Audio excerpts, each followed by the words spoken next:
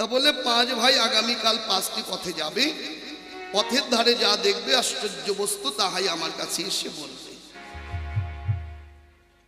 মায়েরা, ভীম বলছেন, ও আমাদের সংসারটা ভেঙে দেওয়ার জন্য তুমি এই কাজ করছো না? বলে না না না, একদিনের জন্য। ঠিক আছে, কাল 5 জন 5 দিকে যাওয়া শুরু করলো। তা পথের ধারে যুধিষ্ঠির মহারাজ একটি আশ্চর্য ঘটনা দেখলেন। কি দেখলেন? পথের ধারে একটি দেখলেন সাদা রঙের ধপধপে একদম একটি হাতি। মায়েরা, হাতি দেখেছেন তো নাকি? দেখেছেন? কয়টি সুর? হাতির কয়টি সুর? একটি। যুধিষ্ঠির মহারাজ দেখলেন 2টি সুর। হরি বল। তাহলে এ বড় আশ্চর্যজনক ঘটনা কিনা বাবা? হ্যাঁ, বলেন এটাই কৃষ্ণ সখার কাছে কাল বলতে হবে। হরি বল। এইবার ভীম রাস্তা দিয়ে যেতে যেতে দর্শন করলেন একটি নদী দিয়ে একটা মরা দেহ ভেসে যাচ্ছে, আর ওই মরা দেহটি পচাগলিত অবস্থায়, তার উপরে একটি সুন্দর পাখি বসেছে। পাখিটা ডানা মেলেছে, কিন্তু ওই ডানার মধ্যে সুন্দর করে লেখা আছে কৃষ্ণ নাম। ভীম ভাবলেন, আচ্ছা, যারা কৃষ্ণ নাম করে তারা তো সাধু, তারা কি যেখানে সেখানে বসতে পারে? না না, এটা একটা কেমন কথা? না না, এটাই ভগবান কৃষ্ণ সখাকে বলতে হবে। অর্জুন চলছেন, প্রথমাঝে দেখলেন একটি গাভী সন্তান প্রসব করেছে, কিন্তু রক্তাক্ত সন্তানের দেহ নিজেই চাটতে চাটতে নিজের সন্তানটিকে নিজেই মেরে ফেলল। সন্তানকে এমন ভালোবাসে, চাটতে চাটতে তার জীবনই শেষ করে দিল। এবার বাকি রইল কে? ভীম, অর্জুন, নকুল। ওই বনপথে যেতে যেতে দেখলেন একই জায়গায় 6টি গর্ত, 4টে গর্ত পরিপূর্ণ আর 2টি গর্ত রয়ে গেছে ফাঁকা, এক ফোঁটা জল নেই। ভাবলেন এটা তো আশ্চর্য জিনিস, একই জায়গায় গর্তগুলো, জল তো সবগুলোতে কম বেশি থাকবে। না না, এটাই জানতে হবে। বাকি রইল সহদেব। ওই বনপথ দিয়ে যেতে যেতে দেখলেন একটি মানুষ একটি কলসের জল দিয়ে 7টি কলস পূর্ণ করল। 7টি কলসের জল একটি কলসে ঢালছে, তাই ভর্তি হলো না। কি মায়েরা, তাহলে প্রশ্নগুলো শুনতে হবে কি নেই বাবা? পরদিন সকালবেলা কৃষ্ণ সখা এলেন হস্তিনায়। বলো ভগবান শ্রীকৃষ্ণচন্দ্র কি, ভগবান শ্রীকৃষ্ণচন্দ্র কি জয়। জয় শ্রী রাধে।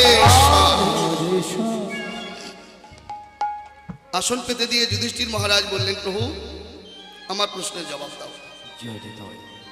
দেখলাম একটি হাতি, 2টি তার সুর। ভগবান বললেন, ওটাই কলি, কলিযুগের মানুষের 2টি হবে সুর, তবে হাতির মতো সুর নয়, কথার সুর। হরি বল। ঘরে এক কথা, বাইরে আর এক কথা। কি কথাটা একটু ভেঙ্গেই বলি। একজনা বিয়ে করে ঘরে বউ এনেছে, বিয়েটা নিজের ইচ্ছা হয় নাই, বিয়ে দিয়েছে তার বাবাই, কিন্তু মেয়েটা এত কালো কুচকুচে, এ বেটার পছন্দ হয় নাই। তা পাড়া থেকে ঘুরে এসেছে, গিন্নিমা বসিয়েছে রান্না। তা বলছে, এক গ্লাস জল দিবা? হ্যাঁ, না জল না। কোথায় গিয়েছিলে? বলে পাড়াগ্রাম বেড়াইতে। বলে আচ্ছা, পাড়াগ্রাম বেড়াবার পরে কেন বেড়াতে গিয়েছিলে? বলে দেখে এলাম সারা গ্রাম জুড়ে তোমার মতো একটি সুন্দরী বউ কারো ঘরে নেই। উনি এখন মনে মনে চিন্তা করছে, হায় রে হায়, আমি না জানি কত সুন্দর। এতক্ষণ তো উনি শুধু এমনি দেখেছে, আমি তো নানান কিছু এখনো মাখিনি, ঠোঁটে লিপস্টিক লাগাইনি, তাতেই আমি এত সুন্দর।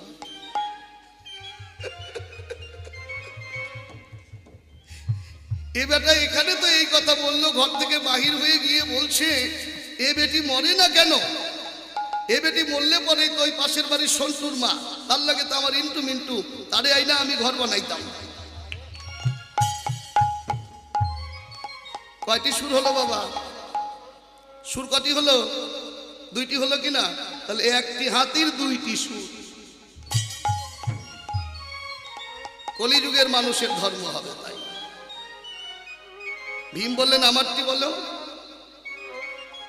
বললে তোমারটি কি? ওই যে একটি পাখি মরা দেহের উপরে ডানা মেলেছে, পাখিটার পালকের উপরে কৃষ্ণ নাম লেখা। বাহ। বলেন ওটারও নাম কলি। তার মানে কলিযুগে সাধুদের 4 ভাগ করবে। 1 ভাগ সত্যি সঠিক, আর 3 ভাগ সাধু উপরেই শুধু মানে সুন্দর সাজানো গুজানো। ভেতরটা দেখবে ওই যে মরা দেহটা যেমন পচা গলা, ওই ভেতরে গিয়ে দেখবে পচা। কেমন? তার মানে গুরুদেবের কাছ থেকে মন্ত্র নিতে হয়, তাই নিয়ে ফেলেছি, মানে নিয়ে ফেলে রেখেছে। জীবনে কোনোদিনও ধর্মকর্ম করে না। আমার বাবা মা প্রসাদ ভুজি আসিল, তুমি কি হইছাও? কয় আমি এখন তো ছাড়ি নাই ওই সব, এখন খাই, অল্প অল্প খাই, বেশি খাই না। 3 ভাগ সাধু এমন হবে, মানুষকে বুঝাবে, নিজে বুঝবে না কিছু। মানে ভাগবত পাঠ করে কীর্তন করে দেশ দেশান্তরের মানুষকে বুঝিয়ে বেড়াবে, আর ওই অর্থ দিয়ে সংসার পোষণ করবে। সেই অর্থ দিয়ে ছেলে মেয়ে অফিসার ব্যারিস্টার হবে। নিজের ছেলে মেয়েকে বলতে পারবে না ঠাকুর মন্দিরে কেন একটি ভক্তি দিস না।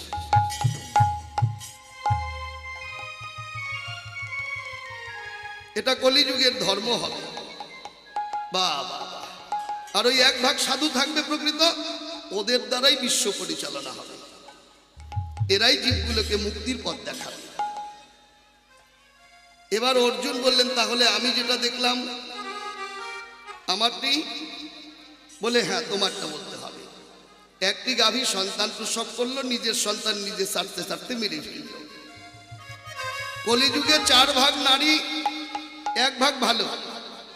3 ভাগ নারীর অবস্থাটি হবে নিজের স্বামী যে ঘরে এলো, স্বামী সংসার করে সন্তান প্রসব করলো, আর ওই পাশের বাড়ি আরেকজনের সঙ্গে একটু নটর কটর করে, এটা যদি সন্তানের চোখে ধরা পড়ে গেছে, নিজের সন্তান নিজে গলা টিপে মেরে তারপরে সেই সংসারে গিয়ে ঘর বাঁধবে। হরি বল।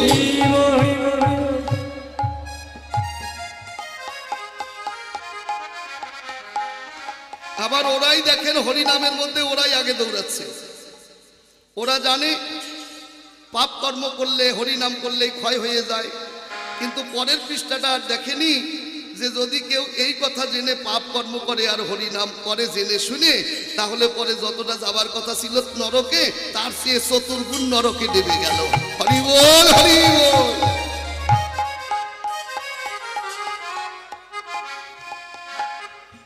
এবার ওই লোকে নকুল, একই জায়গায় 6টি গর্ত, 4টে গর্ত পরিপূর্ণ, 2টি গর্ত খালি। বলেন কলিযুগে সবার অভাব পূর্ণ হবে, 2টি গর্ত পূর্ণ হবে না। 1 হলো ব্রাহ্মণ, আর 2 হলো যারা ভগবানকে হৃদয় দিয়ে ভালোবাসে। আমি তাদের মনোবাঞ্ছা পূর্ণ করব না, অভাব পূর্ণ করব না জীবনে। কেন কেন কেন? ব্রাহ্মণকে যতই দক্ষিণা দিন না কেন, ব্রাহ্মণের পেট ভরাইতে পারবে না। আর ভগবানকে হৃদয় দিয়ে যারা ভালোবাসে তাদের জীবনে অভাব ফুরাবে না। কেন? এই দুটি যদি অভাব না থাকে 2 জনার, তাহলে পরে ভগবানের নাম গুণগান কেউ আর করবে না, এবং ভগবানের শুদ্ধ ভক্তের পথে আর কেউ অগ্রসর হবে না। তাই গৌর হরি বল।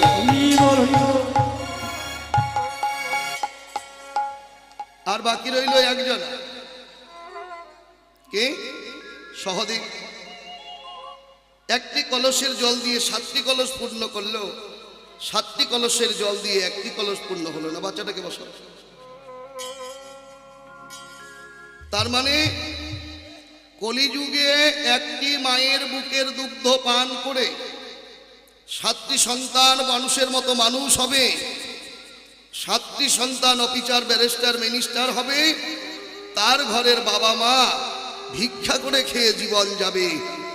এই সাতটি কলসের জল দিয়ে একটি কলস কলিযুগে পূর্ণ হবে না, এটাই হবে কলিযুগের যুগ ধর্ম।